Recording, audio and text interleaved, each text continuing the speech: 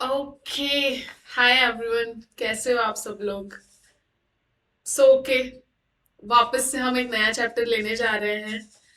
Cost chapter का first part हमने कल हमने कल कॉस्ट चैप्टर का फर्स्ट पार्ट ले लिया था। आज हम कॉस्ट चैप्टर का नेक्स्ट पार्ट लेने जा रहे हैं। This part going to be very very important, I tell you. क्योंकि आज के पार्ट में जो टॉपिक्स हम पढ़ने वाले हैं उनमें बच्चों को सबसे ज्यादा कंफ्यूजन होता है, that is relationship among types of cost. ठीक है, सो स्टार्ट करते हैं। ठीक है, माई पैटर्न इज सेम। मैं एक पीडीएफ के थ्रू आपको पढ़ाने की कोशिश करूंगी ताकि आपको एग्जाम में लिखते बने चीजें और आपको अच्छे से समझ भी आए। एक और छोटा सा क्लैरिफिकेशन देना है, जस्ट बिकॉज आई थिंक ये जरूरी है।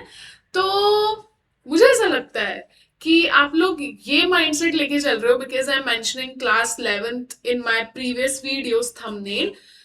It's not like that. हम 11th में जो सब्जेक्ट्स पढ़ रहे हैं, it's the basic of your commerce journey. Okay, जो कॉमर्स में आगे जाके आप लोग ग्रेजुएशन करोगे, पोस्ट ग्रेजुएशन करोगे, यूजीसी नेट अपीयर करोगे, this will going to be the base. आपको सिर्फ बेस पढ़ाया जा रहा है, आपको आगे जाके एक्सटेंडेड वर्जन इसका और भी पढ़ना है। तो this is not the end. Also one more thing, कि जो लोगों को लग रहा है कि सिर्फ 11th के परस्पेक्टिव से पढ़ाया जा रहा है, तो ऐसा नहीं है। जितने भी लोग हैं जिनको कॉस्ट पढ़ रहे हैं और उनको ये टॉपिक है और उनको समझ नहीं आ रहा है कि ये क्या होता है, irrespective of which class you are studying in, you are in 11th, you are in UG, you are in PG, you are doing your PhD, doesn't matter. The top, if the topic is same, this video is for you. Okay, I think मैं clear हूँ अपने point पे। Okay, start करते हैं video. तो ये है हमारा पीडीएफ जिससे हम पढ़ने वाले हैं। ओके, तो मैंने आपको लास्ट लेक्चर में बताया था कि total fix cost, total variable cost और टोटल कॉस्ट, ये तीनों चीजें क्या होती है और कैसे वर्क करती है टाइप्स ऑफ कॉस्ट के अंदर। ठीक है, अब मैं आपको बताने जा रही हूं कि एवरेज कॉस्ट क्या होती है। चलो अब इसको अपन सिंपली वन नोट की मदद से समझने की कोशिश करते हैं कि क्या हो रहा है। ठीक है, देखो मेरी बात ध्यान से समझो। मैंने आपको कॉस्ट पढ़ाया। कॉस्ट मतलब जो भी एक्सपेंस होता है ऑन प्रोडक्शन, जो भी एक्सपेंस होता है ऑन प्रोडक्शन। ठीक है, अब कॉस्ट मैंने आपको पढ़ाई थी दो टाइप की, एक होती है एक्सप्लिसिट, एक होती है इम्प्लीसिट। ठीक है, एक्सप्लिसिट में पेमेंट टू अदर्स होता है, मतलब कुछ भी पेमेंट अगर हम वो चीज यूज कर रहे हैं तो हमें उसको पे करना पड़ेगा किसी और को। पेमेंट टू अदर यहाँ पर होता है, और यहाँ पे पेमेंट नहीं इन्वॉल्व होता है, पेमेंट किसी को किसी अदर पार्टी को नहीं दिया जाता है, because it's a self govern cost, self govern cost. ठीक है, अगर मेरी ही बिल्डिंग है और मैं मेरी ही बिल्डिंग में अपना बिजनेस चला रही हूँ, तो ऑब्वियसली मैं अपने बिजनेस में खुद रेंट पे नहीं करूंगी। अगर मैं अपने ही घर के कमरे में कोचिंग क्लास ले रही हूँ तो मुझे उसका रेंट पे नहीं करना है। डजेंट मीन कि उसका रेंट इन्वॉल्व नहीं है, मैं पे नहीं कर रही हूँ, बट उसका रेंट वहां पर भी इन्वॉल्व है। दूसरा हम समझते हैं एक्सप्लिसिट कॉस्ट। मान लो कि मैंने किसी बिल्डिंग को किराए पे लिया है अपने बिजनेस को चलाने के लिए, तो मेरे को उसका रेंट भरना है भैया, हर महीने रेंट भरना है, भले ही कुछ भी हो जाए। तो वो कैसी कॉस्ट है? Explicit cost. कॉस्ट को डिटेल में पढ़ने के लिए और उसको मतलब बहुत अच्छे से समझने के लिए हमने तीन पार्ट में डिवाइड किया था। टोटल कॉस्ट क्या होती है, टोटल फिक्स्ड कॉस्ट क्या होती है और टोटल वेरिएबल कॉस्ट क्या होती है। तो अब ध्यान से समझना, टोटल कॉस्ट मिलके बनती है टोटल फिक्स्ड कॉस्ट से और टोटल वेरिएबल कॉस्ट से। इन दोनों को अगर जोड़ते हैं तो क्या आती है? टोटल कॉस्ट आती है। अब बहुत क्रिस्प है, बहुत ध्यान से समझो मेरी बात को। टोटल फिक्स कॉस्ट वो कॉस्ट होती है जिसको प्रोडक्शन से कोई फर्क नहीं पड़ता, जिसको प्रोडक्शन से कोई फर्क नहीं पड़ता। तुम चाहे 100 यूनिट बनाओ, तुम 150 यूनिट बनाओ, तुम 200 यूनिट बनाओ, टोटल फिक्स कॉस्ट को फर्क नहीं पड़ता। पर टोटल वेरिएबल कॉस्ट आउटपुट के साथ चेंज होती जाती है। आउटपुट के साथ क्या होती जाती है? चेंज होती जाती है। अगर मेरा आउटपुट बढ़ेगा तो मेरी टोटल वेरिएबल कॉस्ट बढ़ेगी, बट मेरा आउटपुट बढ़ने से मेरी टोटल फिक्स कॉस्ट नहीं बढ़ेगी। एक एग्जांपल देके इसको और क्लियर करके खत्म करते हैं। जैसे फॉर एग्जांपल ये बिल्डिंग मैंने रेंट पे ली है। किस पे ली है? रेंट पे ली है। हर महीने में 50,000 रुपीज का रेंट पे करती हूँ। कितने रुपीज का? 50,000 रुपीज का रेंट पे करती हूँ। अब मान लो कि एक महीने के लिए क्या हो गया? लॉकडाउन लग गया। लॉकडाउन लग गया, मेरा प्रोडक्शन हुआ जीरो। जीरो प्रोडक्शन हुआ। पर क्या मेरे मकान मालिक ने ऐसा कह दिया कि ठीक है, बिल्कुल बिल्कुल भी रेंट मत देना? क्या ऐसा हुआ? ऐसा बिल्कुल नहीं हुआ। रेंट एक फिक्स्ड कॉस्ट है। भले ही आपका प्रोडक्शन अच्छा हो रहा हो, बुरा हो रहा हो, नहीं हो रहा हो, उससे उसको कोई फर्क नहीं पड़ता। आपको रेंट का पैसा देना ही पड़ेगा। वहीं पर वेरिएबल कॉस्ट में आता है raw material, wages, fuel, power. भैया अगर प्रोडक्शन होगा तभी तो मजदूर फैक्ट्री में आएंगे, तभी तुम उनको लेबर की कॉस्ट दोगे, तभी तुम उनको वेजेस दोगे। अगर प्रोडक्शन जीरो है तो तुम्हारे वेजेस क्या जाएंगे? क्या नहीं जाएंगे? अगर तुम कोई सामान बना ही नहीं रहे हो तो रॉ मटेरियल क्यों खरीदोगे? नहीं खरीदोगे। तो रॉ मटेरियल की कॉस्ट भी प्रोडक्शन के साथ डिपेंड करती है, वेजेस प्रोडक्शन के साथ डिपेंड करते हैं। मशीन ज्यादा चली, ज्यादा प्रोडक्शन हुआ तो फ्यूल ज्यादा लगा। अगर प्रोडक्शन कम होता तो फ्यूल भी कम लगता। आप मेरी बात को समझो, आउटपुट के साथ ये सब चीजें अफेक्ट हो रही है या नहीं हो रही है? हो रही है। इसीलिए इसको कहा जाता है वेरिएबल कॉस्ट। समझ गए? कितने टाइप की कॉस्ट पढ़ ली? अब टोटल फिक्स्ड कॉस्ट और टोटल वेरिएबल कॉस्ट को प्लस कर दो तो आ जाती है टोटल कॉस्ट। अब मेरी बात ध्यान से सुनो। अगर हमको किसी चीज का पर यूनिट समझना है, क्या समझना है? Per unit. तो हमको एवरेज निकालना आना चाहिए। क्या निकालना आना चाहिए? एवरेज। समझ गए? तो अब हम तीन टाइप की कॉस्ट और पढ़ेंगे जिसका नाम है average fixed cost, average variable cost is equals to average cost. ठीक है? Average cost, average variable cost, AFC, ये तीनों किससे निकलता है? एएफसी किससे निकलता है? टीएफसी से। एवीसी निकलता है टीवीसी से। और एसी निकलता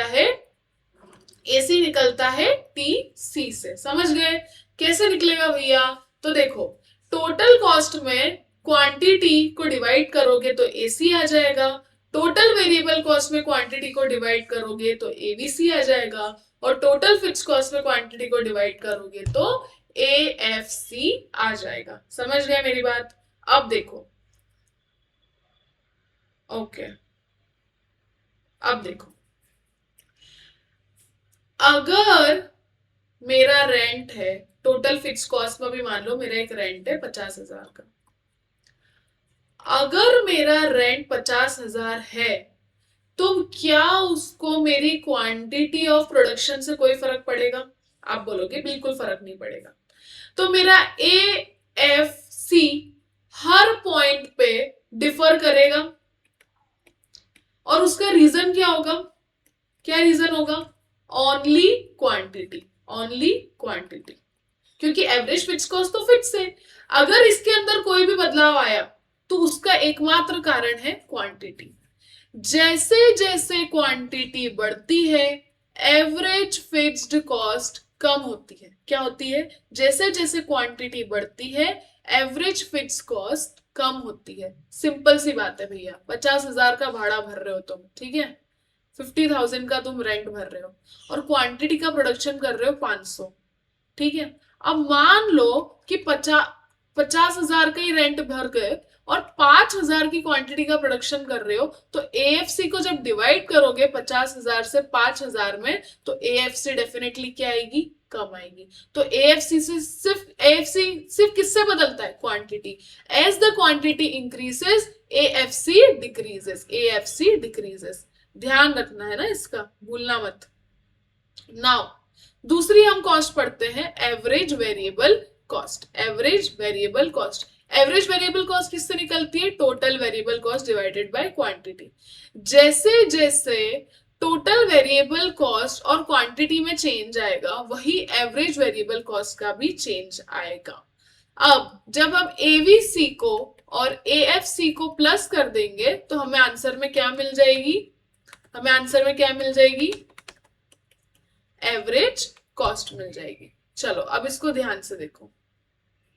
अब इनके रिलेशन पढ़ते हैं अपन, ठीक है? जिसके लिए आज हम इकट्ठा हुए हैं। तो हम पढ़ने वाले हैं, सबसे पहले ये वाला रिलेशन तो मैंने आपको बता दिया था, average fix cost her level of output पे सेम रहेगी, variable cost level of output के साथ चेंज होती जाती है, and so that total cost भी चेंज होती है। Total cost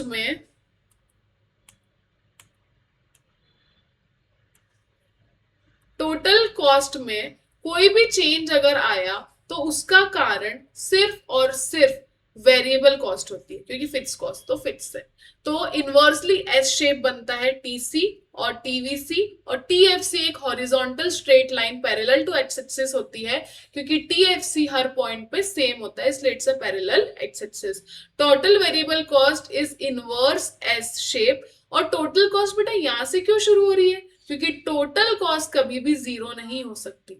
total variable cost zero हो सकती है, पर टोटल कॉस्ट कभी भी जीरो नहीं हो सकती, क्योंकि टोटल कॉस्ट के अंदर टोटल फिक्स्ड कॉस्ट भी तो है। क्या टोटल फिक्स्ड कॉस्ट कभी जीरो हो सकती है? क्या कभी रेंट जीरो हो सकता है? नहीं। तो क्या टोटल कॉस्ट कभी जीरो हो सकती है? नहीं। इसलिए टोटल कॉस्ट कभी भी जीरो से स्टार्ट नहीं होती है।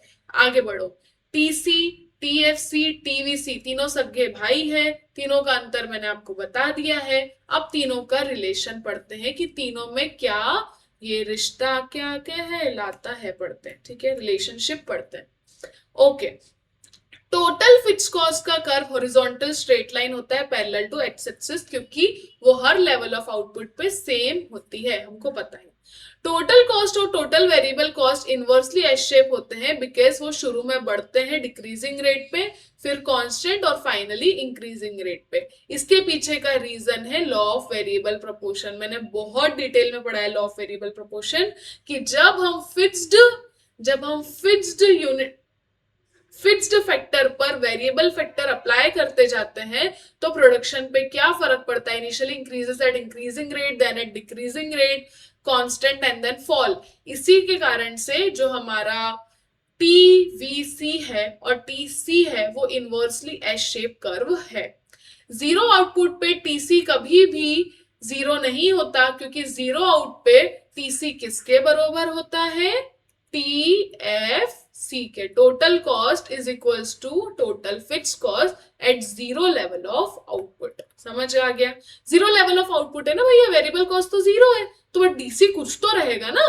टीसी कुछ रहेगा, क्या रहेगा? जितना टीएस भैया, जितना फिक्स कॉस्ट रहेगा। अरे यार मुझे मत कंफ्यूज करना, ठीक है? चलो, मुझे लगता है कि मतलब जब मैं कुछ पढ़ा रही होती हूँ और कोई चीज बहुत ज्यादा इजी है और वो बुक में बहुत कॉम्प्लिकेटेड दी है ना, तो मेरा एकदम ऐसा होता है, अरे यार क्यों इतना इसको कर दिया है, नहीं है ये इतना। बच्चे परेशान हो जाते हैं, भैया क्या चल रहा है ये, क्यों जीरो से शुरू नहीं हुआ? जीरो से इसलिए शुरू नहीं हुआ है क्योंकि वो कभी जीरो हो ही नहीं सकता। अरे a plus B is equals to C, ठीक है? बी हमेशा कुछ ना कुछ तो है, तो क्या कभी सी जीरो हो सकता है? नहीं हो सकता। सिंपल लगाओ दिमाग। अब आ जाओ एवरेज कॉस्ट पे, जो मैंने अभी आपको वन नोट की मदद से समझाई। एवरेज कॉस्ट कैसे निकालते हैं वो समझाई। अब मेरी बात सुनो। एवरेज कॉस्ट के अंदर हम तीन तरह की कॉस्ट पढ़ते हैं, जिसका नाम है average fix cost, average variable cost, और दोनों को जोड़ने से बनती है average cost. Total fixed cost को डिवाइड कर दोगे क्वांटिटी से तो एवरेज फिक्स कॉस्ट आ जाएगी। कैसे निकालते हैं वो तो मैं आपको बता ही चुकी हूं। अब ये देखो, बहुत बहुत बहुत इंपॉर्टेंट है इसका ग्राफ। किसका ग्राफ? Average fixed cost. कैसा ग्राफ है इसका? Rectangular hyperbola. ये भाई साहब कभी भी जीरो नहीं होते, भले ये ऐसे चलते जाएंगे, ऐसे ऐसे ऐसे ऐसे चलते जाएंगे, पर कभी भी एक्स एक्सिस को टच नहीं करेंगे, कभी भी जीरो नहीं होंगे, क्योंकि एवरेज फिक्स्ड कॉस्ट किसका बच्चा है? टोटल फिक्स्ड कॉस्ट का। क्या टोटल फिक्स्ड कॉस्ट कभी जीरो हुई थी? नहीं। तो क्या एवरेज फिक्स्ड कॉस्ट कभी जीरो होगी? कभी भी जीरो नहीं होगी। इसलिए इसका शेप कैसा बनता है, रेक्टेंगुलर हाइपरबोला। यहाँ पे लिखा है कि ए एफ सी कभी भी एक्स एक्सिस को टच नहीं करता, क्योंकि टी एफ सी कभी जीरो नहीं होता, रेंट कभी जीरो नहीं होता। समझाने के लिए बार बार रेंट यूज कर रही हूँ, डजेंट मीन कि एग्जाम में रेंट रेंट लिख के आ जाओ पूरे उसमें। ठीक है, कभी वाई एक्सिस को भी टच नहीं करता, क्योंकि कभी आउटपुट भी जीरो नहीं होता। ठीक है, सॉरी सॉरी, कभी वाई एक्सिस को भी टच नहीं करता, because zero level of output पे भी टीएफसी तो कुछ ना कुछ होती है। भले ही आपका आउटपुट जीरो है, भले ही आपने कुछ भी प्रोडक्शन नहीं किया, बाकी कुछ तो टीएफसी रही ही होगी, इसलिए वो वाई एक्सिस को भी टच नहीं करता। समझ गए? ये है इसका स्केड्यूल और ये है इसका chart rectangular, sorry sorry sorry, ये है इसका चार्ट। अब हम आते हैं एवरेज वेरिएबल कॉस्ट पे। एवरेज वेरिएबल कॉस्ट किससे निकलती है, टोटल वेरिएबल कॉस्ट से। इसका कैसा चार्ट बनता है, average variable cost initially increases then decreases. Initially देखो, average variable cost 655 initially decreases constant और फिर बढ़ने लग जाती है जैसे जैसे मार्जिनल कॉस्ट बढ़ती है।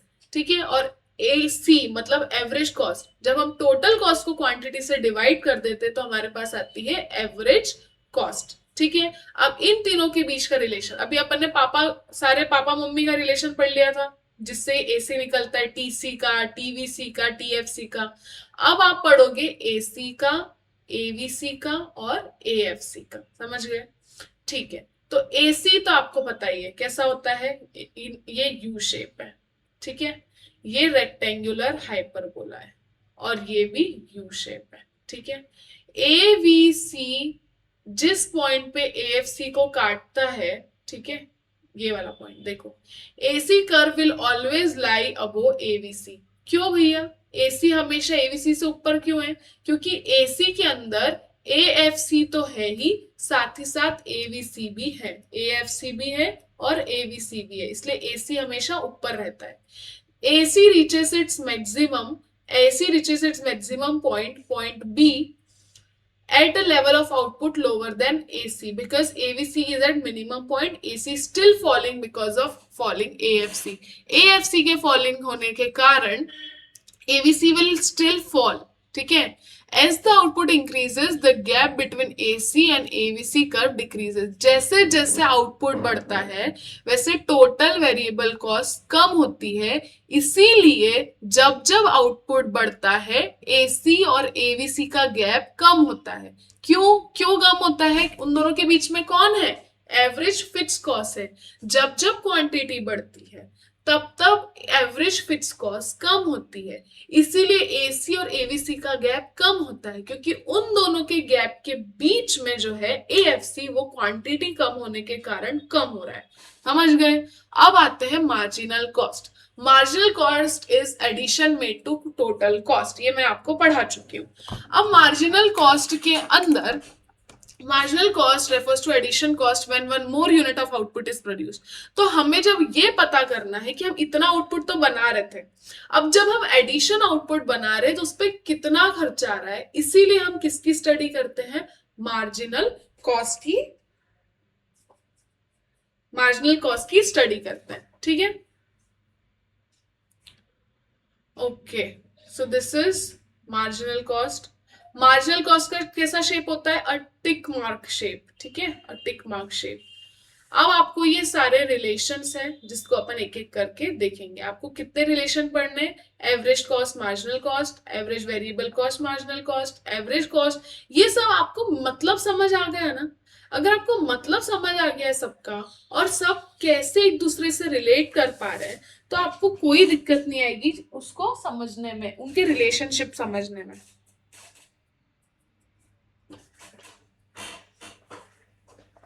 Just a second.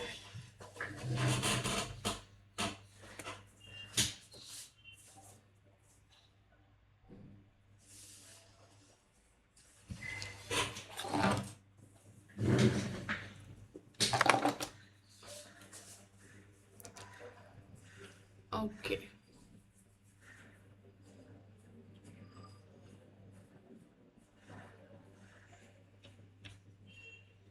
इस वीडियो को मैं यहीं एंड करती हूँ। I will make second part.